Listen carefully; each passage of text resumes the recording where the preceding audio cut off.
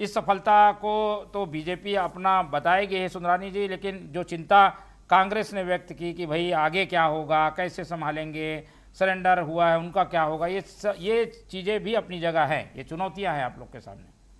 देखिए, निश्चित रूप से मोहन जी, चुनौतियां सरकार के सामने रहती है, और लेकिन चुनौतियों को स्वीकार करते हुए चुनौतियों से लड़ना भारतीय जनता पार्टी की सरकार, मोदी जी की सरकार, अमित शाह जी की सरकार और विष्णुदेव साय जी की सरकार चुनौतियों से लड़ने में कभी पीछे नहीं हटी है। जो चुनौतियां आएंगी उससे लड़ेंगे।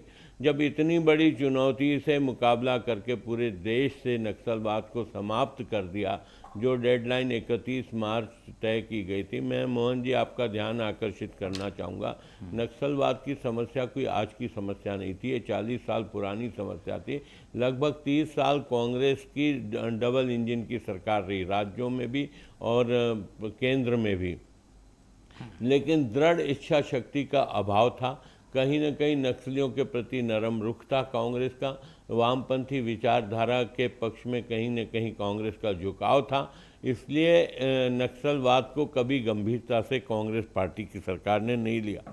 लेकिन एक साल में ही ऐसा क्या हुआ कि दोनों डबल इंजन की सरकार, राज्य और केंद्र की भारतीय जनता पार्टी की सरकार ने पूरी तरह से नक्सलवाद को घुटनों के बल ला दिया। 4,500 से अधिक नक्सलियों का आत्मसमर्पण करना निश्चित रूप से एक इतिहास बनाने जैसी घटना है। 2200 नक्सली या तो जेलों में हैं और बहुत सारे नक्सली मारे गए, मुठभेड़ों में मारे गए। तो निश्चित रूप से दृढ़ इच्छा शक्ति के सामने सारे नतमस्तक हो गए नक्सली, और ये लाल झंडे की समाप्ति हुई है। कहीं न कहीं वामपंथी विचारधारा को लेकर जो लोग ये चल रहे थे और अलग से एक पैरेलल व्यवस्था शासन के खिलाफ चला रहे थे, निश्चित रूप से उसका अंत हुआ है। और सुखद परिणाम, जहाँ तक सुरेंद्र शर्मा जी का चिंता वाजिब है कि हमने कहा है कि विकास तो करेंगे, विकास करने के लिए तो नक्सलवाद से मुक्त किया है ना। निश्चित रूप से झीरम घाटी की घटना के बारे में तो मैं तो बड़ा अफसोस होता है। झीरम घाटी की बात जब भी उठती है हम भी उतने ही व्यथित है, क्योंकि हमारे प्रदेश की प्रथम पंक्ति के नेता उसमें शहीद हुए।